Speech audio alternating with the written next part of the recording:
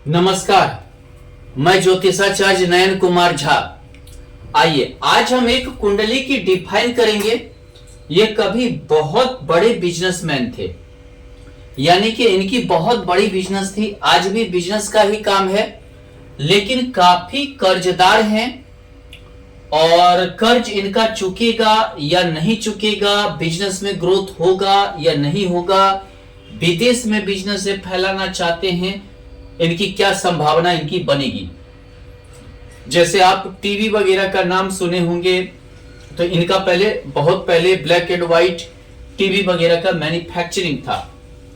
चलिए, इनका जन्म 29 अक्टूबर 1949 में हुआ, 12:05 सुबह हुआ, नई दिल्ली में हुआ है। इनकी धनु लग्न की कुंडली बनती है और मकर राशि बनता है। सबसे बड़ी चीज क्या है, लग्नीश जो है, लग्नीश और जो है और चतुर्थेश होकर गुरु नीच का है। बहुत बड़े परिवार में जन्म लेने के बावजूद भी यहां पर गुरु क्या है, नीच का गुरु होने के कारण इन्हें परिवार में वो सुख नहीं मिला होगा जो एक मिलना चाहिए था। कारण क्या है कि यहां पर चतुर्थेश यानी निजी संपत्ति, निजी घर, निजी अचल संपत्ति इत्यादि कहां चला गया, द्वितीय व संचय भाव में होकर जाकर नीच का हो गया। यानी कि बहुत बड़े घराना का होने के बावजूद भी इन्हें पारिवारिक सुख वैसा नहीं मिल पाया, पारिवारिक जो है दिक्कतें आया, और इनका जो है संपत्ति जो है वो दिन प्रतिदिन उस हिसाब से नहीं बढ़ा। सबसे बड़ी चीज क्या है, ये गुरु जो है उत्तर सांठा नक्षत्र, सूर्य के नक्षत्र का नक्षत्र स्वामी भी एकादश भाव में नीच का हो गया। इन्होंने जो व्यापार किया उसमें आय की संभावना 0 हो गई, उससे कोई महत्वाकांक्षा इच्छा पूर्ति नहीं हुआ, आय हुआ ही नहीं। भाग्येश होकर सूर्य नीच का था, ऐसे में भाग्य का साथ नहीं मिला, व्यापार में अन्य चीजों में भाग्य का साथ नहीं मिला। ऊपर से सूर्य पर शनि की दृष्टि, तृतीय दृष्टि, हमेशा एक परिवार से भी इनका विवाद चलता रहा, पिता से, संतान से, या समझिए विवाद का भी ये कारण हुआ। विवाद चलता रहा, हमेशा विवादित मतलब वैचारिक मतभेद चलता रहा, और जिस कारण से इनका उत्थान नहीं हो पाया। यानी कभी वैसा परिस्थिति इनकी नहीं रही व्यापार में, कार्य में, जो कुछ ठीक हो सके। इसका और भी एक कारण है, दसम भाव में बुध उच्च का है, और बुध उच्च का है लेकिन केतु के साथ स्थित है।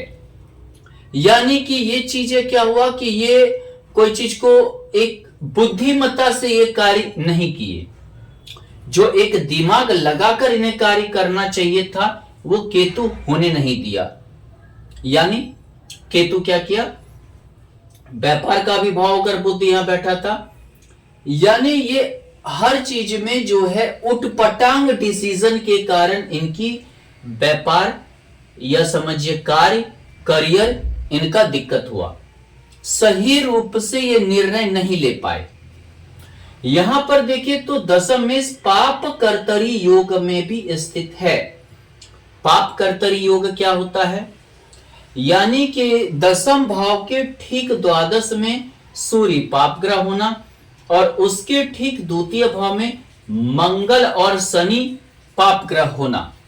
यानी कि इसे कहते हैं, दोनों साइड अगर पाप ग्रह हो उसे कहते हैं पाप कर्तरी योग में दशम भाव हो गया, जिसके कारण क्या है, एक सही निर्णय नहीं ले पाना, सही डिसीजन पे कार्य नहीं कर पाना, और यानी कि जिसको बोलते हैं संयम, जिसको बोलते हैं संचित रूप से नहीं चल पाना, जिसके कारण से इन्हें दिक्कत प्राप्त हुआ।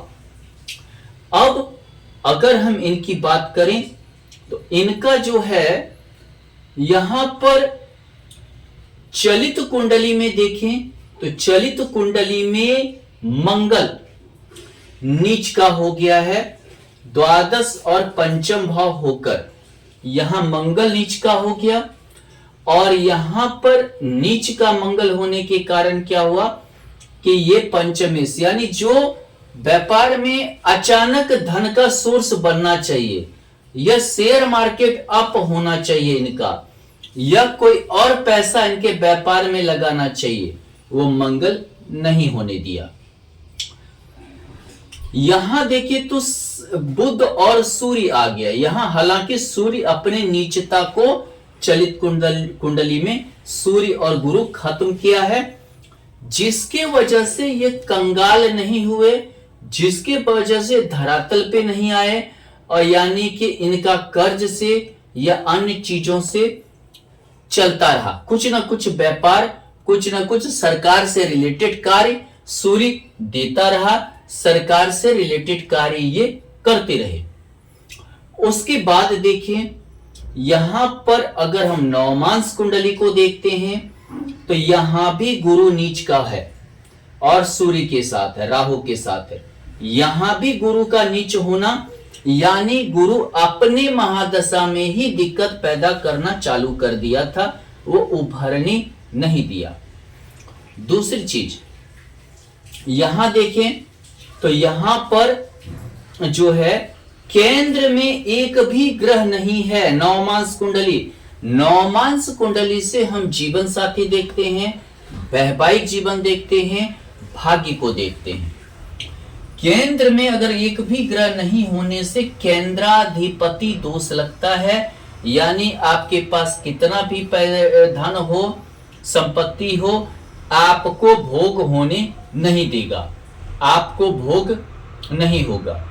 ऐसे भी यहां पर देखें तो एकादशेष शुक्र द्वादश भाव में है, जो आय हुआ वो अनाप शनाप खर्च हुआ, आय होने के बाद वो चीजें अनाप शनाप खर्च में गया।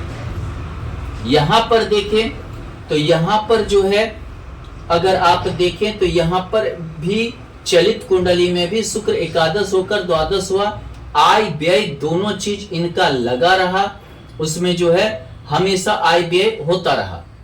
ऊपर से अगर हम देखें यहां पर शुक्र उच्च का हो गया है नवमांश कुंडली में, सप्तमेश और द्वादश होके, जिस यहां पर उच्च होने के कारण मेहनत के बदौलत, कार्य की बदौलत, हालांकि मतलब कि जो है कुछ समृद्धि बनी रही, लेकिन ये धन का ये जो है तो होता है जिसको बोलते हैं अचल संपत्ति का भोग नहीं होना, जमीन जायदाद कर्ज में जाना।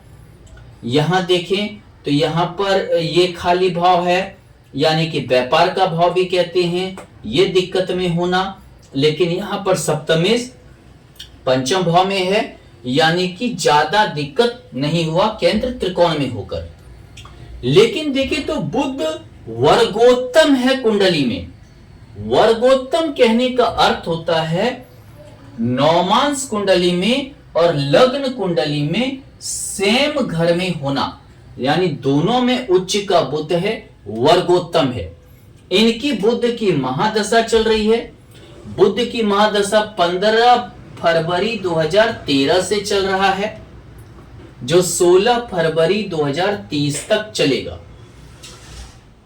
इस दौरान में क्या हुआ कि यहां पर पाप कर्तरी में बुध था, केतु के साथ था, उन्नति उतना नहीं हो पाया जितना होना चाहिए था, जितना बुध को देना चाहिए था, जितना बुध जो है मतलब उच्च का होने के कारण होना चाहिए था। पाप कर्तरी के कारण और केतु के कारण सही निर्णय नहीं हो पाना, और पाप कर्तरी के कारण करियर में हमेशा उतार चढ़ाव होते रहना, ये डिस्टर्बिंग रहा। लेकिन उच्च का बुध था, इसीलिए जो है कर्जा से या जैसे तैसे इनका जो है बिजनेस खिंचाता चला गया। बुध यहां देखिए तो चित्रा नक्षत्र मंगल के नक्षत्र का होकर है, और चलित कुंडली में मंगल नीच का हो गया है, तो ऐसे में व्यापार में परिवर्तन भी होता चला गया। अब चलते हैं इनके इनका क्या बिजनेस का क्या स्थिति रहेगा। खासकर गुरु नीच का है कुंडली में और गुरु नौमांश में भी नीच का है। ऐसे में 2027 छठे महीने तक व्यापार की उन्नति नहीं होगी। दूसरी बात, यहां गुरु की दृष्टि है जो कर्ज पे कर्ज का योग को बनाया। गुरु की दृष्टि कहां चली गई, यहां जो कर्ज के योग को बनाया, यानी संपत्ति जो घर द्वार इत्यादि है वो कहां चला गया, कर्ज में। किसके कारण, गुरु के कारण ज्यादा हुआ। उसके बाद अगर यहां देखें तो यहां शनि की दशम दृष्टि है जो लंबे कर्ज की ओर ले गया, यानी लंबे समय तक नहीं चुकना। शनि और केतु दोनों मंद गति ग्रह, गुरु शनि केतु तीनों मंद गति ग्रह होने के कारण लंबे समय तक कर्ज नहीं चुकना। इनका कर्ज लंबे समय तक चुकने वाला नहीं है, क्योंकि गुरु के बाद शनि की अंतरदशा आ रही है। बुध की महादशा में शनि की अंतरदशा, ये 2030 तक चुकने नहीं देगा। उसके बाद केतु आ रहा है, यहां देखिए केतु की दृष्टि यहां पर है, ये भी कर्ज को इतनी जल्दी नहीं चुकने देगा। ये एक्चुअली 7.5 से भी इनका जो है 9 महीना पहले 7.5 खत्म हुआ है, जिसके कारण क्या है 7.5 से भी ये परेशान रहे, दिक्कत आया। बुध की वजह से इनको जो है कंठ, गला, दांत, जबड़े इत्यादि में तकलीफ भी बुध देगा अपने महादशा में। दूसरी बात, केतु के कारण इनके पैर में तकलीफ आएगी। केतु की यहां रोग भाव पे दृष्टि है, शनि की भी दृष्टि है। पैर में, कमर में, पेट के निचले हिस्से में और कंधे के भाग में, शरीर में अकड़न, ये सभी समस्याओं से ये जूझ सकते हैं। मंगल की दृष्टि शुक्र पर है, शुक्र मंगल का युति हो या दृष्ट हो या गुरु मंगल का हो, शुक्र गुरु का हो तो डायबिटीज या थायराइड के योग बनते हैं।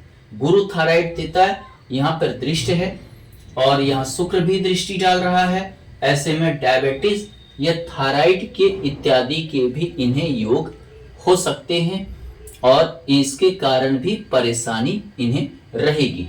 इसी के लिए इनका लंबा परेशानी है, ये जल्दी जाने वाला कर्ज नहीं है और इतनी जल्दी इनका कर्ज खत्म होने वाला नहीं है। धन्यवाद।